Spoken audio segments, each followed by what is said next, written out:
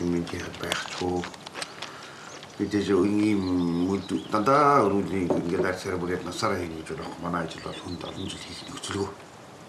Тэр нөгөө бензин савуугаад ач тооныг дүнэлтээ олон юмнаас хашил авдаг.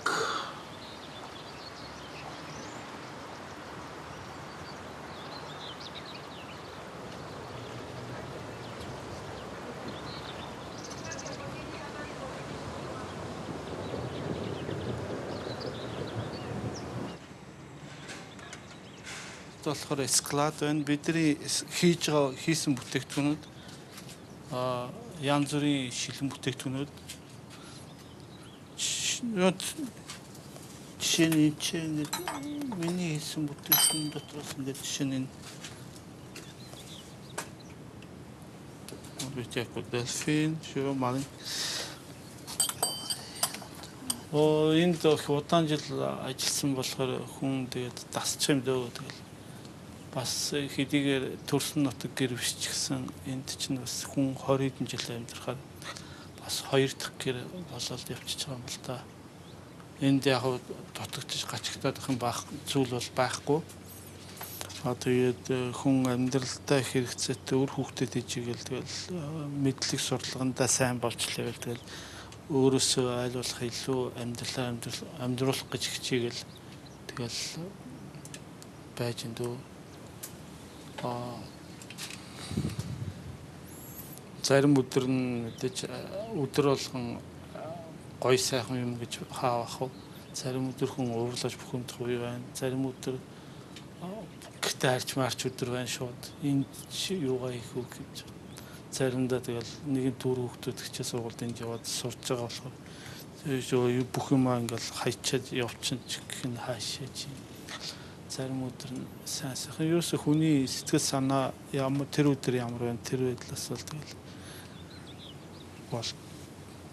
бодол санаа янз болох юм да.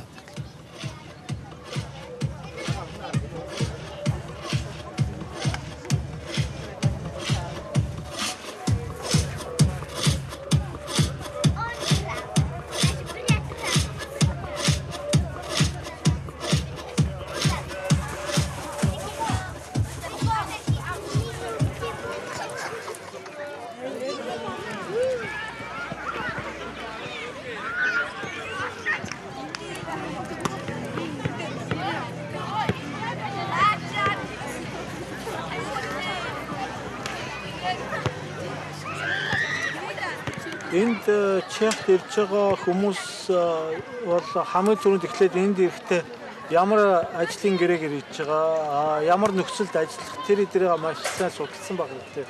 Тэгэхээр энд ирээд ажил хийгээд сарын дараа цалингаа авахаар цалин сэтгэлд нь хүрэхгүй эсвэл бодож санджсан муу тэр авчирсан хүмүүсийн амлсан байдлаас харьцангуй багаар авдаг учраас сэтгэл санаагаар унаал ажлаа солих гэхээр яаж солихоо мэдэхгүй, хэлээ мэдэхгүй, газар мэдэхгүй байгаа учраас саад их тохиолдог. Нөгөө хүмүүс нь болохоор нэгэн тэнцээ ингээд та нар бид нар авчирна гэснээр авчирсан юм чинь одоо цааш нь яахаа та нар өөрсдөө зохицуулахыг хайчих тийм тохиолдол байдаг. Тийм учраас энд ирж байхдаа эхлээд ямар нөхцөлд яаж ажиллахаа сайн мэдээд судалж үзсний дараа энд ирээд зохицуулах хэрэгтэй. Ялангуяа тийм эрүүл мэндийн даатгал тэгээд цалин мөнгө яг хэд авах вэ? Яг бол энд авчирж байгаа их хүмүүс нь цалингийн худлаа хийлээд нэмж хилээд авчираад тэгээд дандаа бага цалин өгөх тийм тохиолдол гардаг. Тэгээ монголчууд хугацаагаа дараа нь жилийн дараа сонгуулж өрхтөө бичиг баримтаа цаг хугацаанд нь зөв тааруулж юм уу зохицуулж өгч чадахгүйгээс болоод айгүй харалдаг талтай байдаг. Тийм учраас иймэрхүү юм дээр маш болгоомжтой ажиллах хэрэгтэй. Тэгээд заавал тэр энэчнээс авчирч байгаа тэр монголчуудад заавал 100% итгээд авах найдвар бол байхгүй. Тэр хүмүүс чи ихэвчлэн өөрсдөө энэ чи 2-3 жил болцоод ажлынх нь үйл дээр эзэн өшөө ажиллах сонирхолтой гэсэн үдэн дээрээс хүмүүс олж авчирдаг. Өөрсдөө бол сайн бичгээр зохицуулж чаддгүй учраас өөрсдөө тэгээд авчирчаа дараа нь тэгээд хайчдаг талтай байдаг. Тэгээд иймэрхүү юм дээр бол маш их анхаарах хэрэгтэй байна. Яагаад гэвэл энд чинь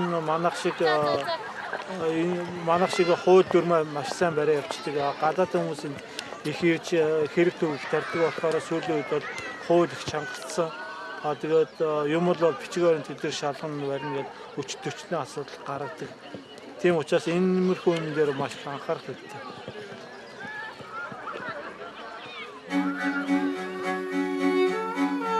Do Česka míří za prací čím dál víc cizinců. Jen letos jich přišlo rekordních 32 000. Řada z nich se ale stává obětí lidí, kteří zneužívají jejich důvěru. Právě na skupinu údajných zprostředkovatelů práce z Mongolska byla zaměřena ranní akce cizinecké policie.